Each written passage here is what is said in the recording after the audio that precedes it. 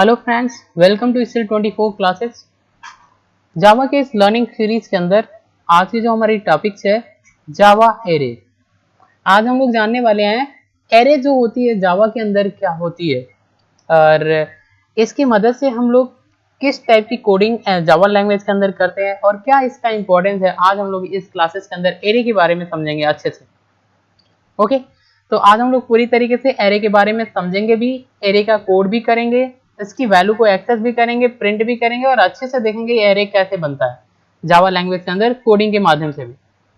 तो एरे क्या होता है, ये आपकी एक वेरिएबल ही होती है। जैसे मान लीजिए आप जावा लैंग्वेज के अंदर कभी भी लिखते हैं इंट ए, तो हमारा क्या होता है, ये हमारा एक वेरिएबल होता है इंटीजर टाइप का और ए के अंदर आप कोई वैल्यू स्टोर कर सकते हैं ऐसे। तो ए हमारी एक वेरिएबल है और इसके अंदर आपने क्या किया, 6 स्टोर कर लिया। समझ में आया?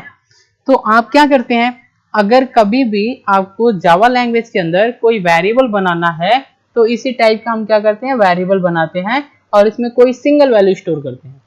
लेकिन क्या हो, अगर आपके पास एक वेरिएबल हो और इसमें आप मल्टीपल वैल्यू स्टोर करना चाहते हैं, जैसे मान लीजिए 2 है, 4 है, 6 है, आप ऐसा वैल्यू स्टोर करना चाहते हैं, यानी कि 3 वैल्यू एक वेरिएबल के अंदर स्टोर करना चाहते हैं ऐसे। तो जब आप ऐसे स्टोर करेंगे ना तो ये आपका एरर हो जाएगा, क्योंकि ये जो होती है वेरिएबल, ये केवल एक ही वेरिएबल होल्ड कर सकता है, यहाँ पे मल्टीपल नहीं कर सकते। लेकिन हम लोग ऐसा जावा लैंग्वेज के अंदर कर सकते हैं कि एक वेरिएबल के अंदर कई सारी वैल्यू स्टोर करें। तो ऐसा करने के लिए हम लोगों को इस वेरिएबल को एरे बनाना पड़ता है। तो एरे क्या हो गया, एरे आपका एक वेरिएबल ही होती है, लेकिन ये मल्टीपल वैल्यू, सिमिलर टाइप की मल्टीपल वैल्यू को होल्ड कर सकता है ये एरे। और ये कैसे बनाते हैं हम लोग जावा लैंग्वेज के अंदर एरे? एरे जैसे मान लीजिए आपने यहाँ पे लिखा इंट ए स्क्वायर ब्रैकेट, तो ए हमारा एरे बन गया। जैसे आप कभी ऐसा लिखते हैं इंट बी स्क्वायर ब्रैकेट, तो ये हमारा जो होता है बी एक एरे वेरिएबल बन जाता है, क्योंकि आपने स्क्वायर ब्रैकेट लगाया। समझ में आया? तो ये कैसा है, ये वेरिएबल एरे है। एरे लेकिन किस टाइप का है, डाटा टाइप है इंटीजर। मतलब ये वैल्यू बी जो है ये कई सारी वैल्यू एक वेरिएबल के अंदर स्टोर कर सकता है, लेकिन इंटीजर वैल्यू। क्लियर? जैसे यहाँ पे आपने कैर सी एच लिखा और एक स्क्वायर ब्रैकेट, तो सी एच हमारा एरे बन जाता है, एरे बन गया। और ये एरे कैसा है, स्ट्रिंग टाइप का, स्ट्रिंग एरे बन गया। समझ में आया? तो इस तरीके से आप जावा लैंग्वेज के अंदर एरे बना सकते हैं, स्क्वायर ब्रैकेट की मदद से एरे बना सकते हैं। अब एरे के अंदर हम लोग जो वैल्यू होता है वो किस तरीके से स्टोर करते हैं और इसको एक्सेस कैसे करते हैं, अभी हम लोग यहाँ पे देखेंगे।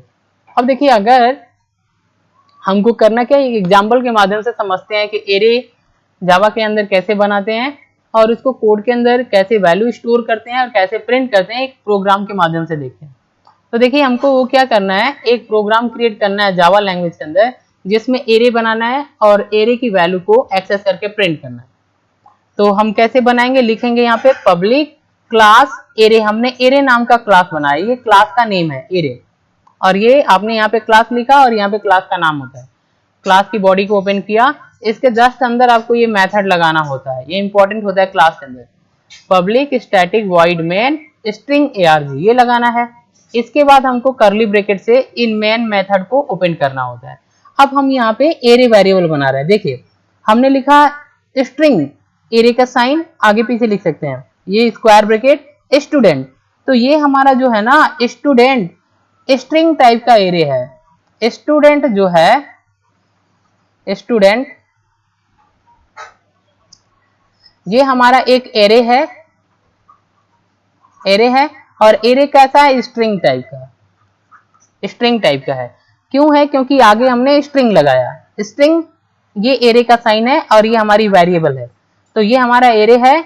और ये कैसा है, आपका स्ट्रिंग टाइप का एरे है। आपको इसमें वैल्यू स्टोर करना है तो इक्वल का साइन देना होता है, यहाँ पे लिखना है करली ब्रैकेट, डबल कोटेशन के अंदर हम कोई स्ट्रिंग वैल्यू रखते हैं तो लिखेंगे डबल कोटेशन के अंदर बीसीए, बीसीए के स्टूडेंट, कामा बीटेक, कामा एमटेक, कामा 12।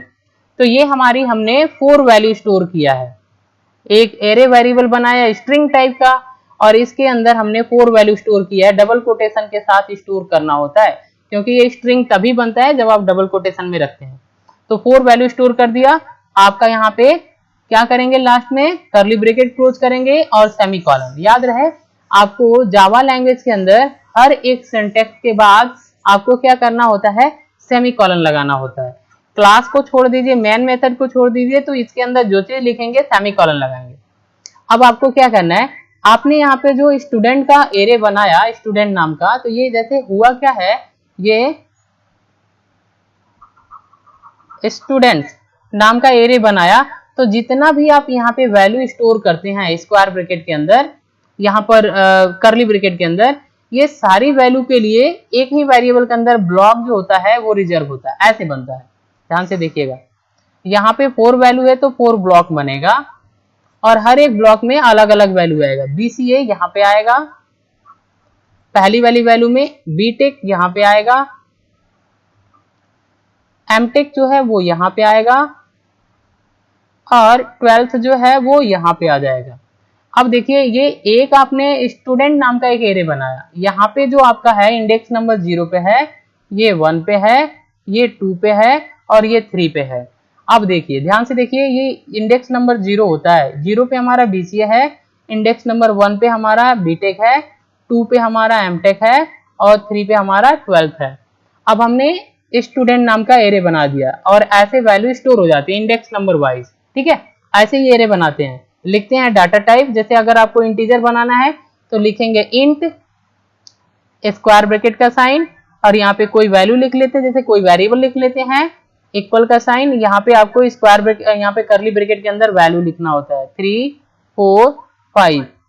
अगर आप ऐसा लिख देते हैं तो ये हमारा एरे बन जाता है इंटीजर टाइप का, और यहाँ पे आपने 3 वैल्यू स्टोर कर दिया। क्लियर? लेकिन हमको स्ट्रिंग वैल्यू स्टोर करना था तो हमने स्ट्रिंग एरे बना दिया। क्लियर?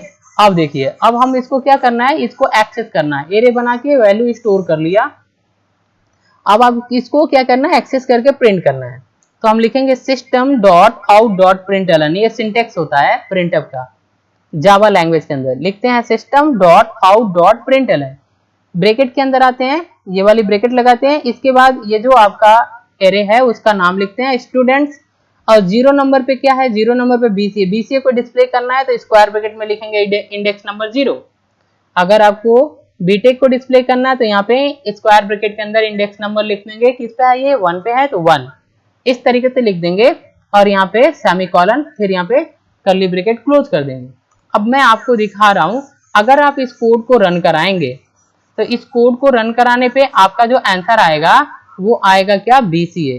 आंसर क्या आएगा, आंसर जो होगा वो आएगा BCA।